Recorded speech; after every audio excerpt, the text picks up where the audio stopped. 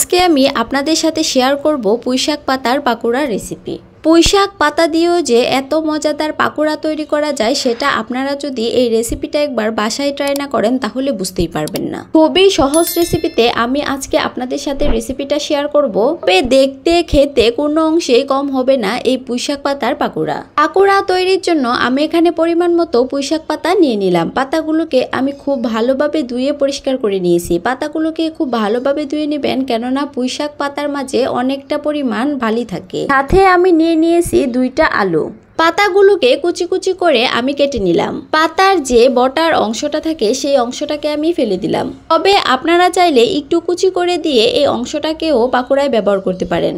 তবে আমি এটা ব্যবহার করিনি, ফেলে দিলাম। পুঁইশাক পাতা ভাজার পরে এমনিতে অনেকটা সফট হয়ে যাবে, তাই পুঁইশাক পাতাকে এত মিহি করে কুচি করার কোনো প্রয়োজন নেই। এবারে একটি গ্রেটারের মোটা অংশ দিয়ে আমি আলুগুলোকে গ্রেট করে নিব। চিকন অংশ দিয়ে আলুগুলো গ্রেট করতে যাবেন না, এতে করে দেখবেন যে যখন আপনারা ব্যাটার তৈরি করেন তখনই আলুগুলো একসাথে ব্যাটারের সাথে মিশে গেছে। মোটা অংশ দিয়ে গ্রেট করে নিলে যেমন ব্যাটারের সাথে আলুগুলো খুব ভালোভাবে মিশে যাবে না, আবার পাকোড়াটা খেতেও খুব ভালো লাগবে। সেম ওয়েতে 2টা আলুই আমি এখানে গ্রেট করে নিলাম। কাজগুলো আমি কিভাবে করে নিয়েছি সেটা আপনারা যদি একটু মনোযোগ দিয়ে দেখেন তাহলেই বুঝতে পারবেন। অ্যাড করে দিলাম 1/2 কাপ পরিমাণ শুকনো চালের গুঁড়ো।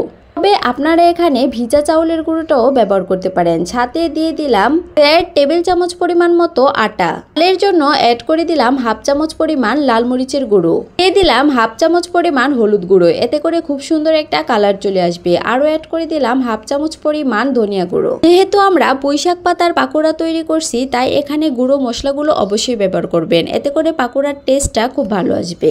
দিয়ে দিলাম স্বাদ মতো লবণ। সাথে অ্যাড করে দিলাম 3টা কাঁচামরিচ কুচি।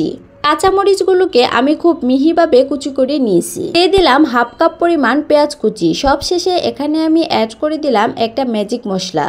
এতে করে পুঁইশাক পাতার যে একটা ফ্লেভার থাকে সেটা আর থাকবে না, সেটা চলে যাবে। আর কেউ পাকোড়া খেয়ে বুঝতেই পারবে না যে তারা পুঁইশাক পাতার পাকোড়া খাচ্ছে। এবারে অল্প পরিমাণের পানি দিয়ে খুব ভালোভাবে সবকিছুকে একসাথে মাখিয়ে নিয়ে একটা ব্যাটার তৈরি করে নিব। ব্যাটারটা খুব বেশি নরমও করতে যাবেন না, আবার খুব বেশি শক্তও করতে যাবেন না। পাকোড়াগুলোকে ভেজে নেওয়ার জন্য আমি চুলায় একটা প্যান বসিয়ে দিয়ে দিলাম পরিমাণ মতো তেল। তেলটা যখন মোটামুটি গরম হয়ে আসবে তখন এখানে একে একে পাকোড়াগুলোকে অ্যাড করে দিব। আমি হাতের সাহায্যে একটু চ্যাপটা চ্যাপটা করে পাকোড়াগুলোকে গরম তেলে অ্যাড করে দিচ্ছি। এইভাবে সবগুলো পাকোড়া তৈরি করে নিব। যেহেতু এখন বৃষ্টি হচ্ছে আর বৃষ্টির দিনে একটু মুখরোচক খাবার হলে কিন্তু মন্দ হয় না, তাই আপনারাও বাসায় তৈরি করে নিতে পারেন ঝটপট করে এই পুঁইশাক পাতার পাকোড়া। বাহিরে বৃষ্টি আর সাথে এই মুচমুচে পুঁইশাক পাতার পাকোড়া, সময়টা একেবারে জমে যাবে। সাথে যদি 1 কাপ গরম চা হয় তাহলে তো আর কোনো কথাই নেই। আপনার পরিবারকে যদি এই সুন্দর একটা মুহূর্ত উপভোগ করাতে চান তাহলে এখনই তৈরি করে নিন আর সবাইকে নিয়ে উপভোগ করুন। তৈরি করে নিতে পারবেন খুবই সহজে। পাকোড়াগুলোর একটা পাশ যখন খুব সুন্দর একটা কালার চলে আসবে তখন আমি একটা চামচের সাহায্যে পাকোড়াগুলোকে উল্টে দিলাম।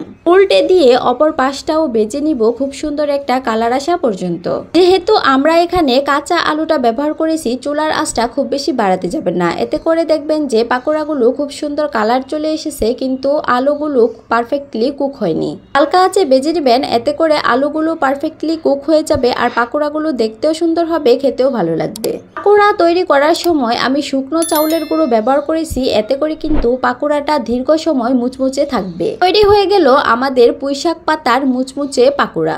বৃষ্টির দিনে এটা কিন্তু পারফেক্ট একটি খাবার। দেখুন দেখতে কতটা লোভনীয় দেখাচ্ছে, তাই তো খেতেও কিন্তু খুবই মজার হয় পুঁইশাক পাতার পাকোড়াগুলো। সবাই ভালো থাকবেন। আজকের মতো এখানেই শেষ করছি। আল্লাহ হাফেজ।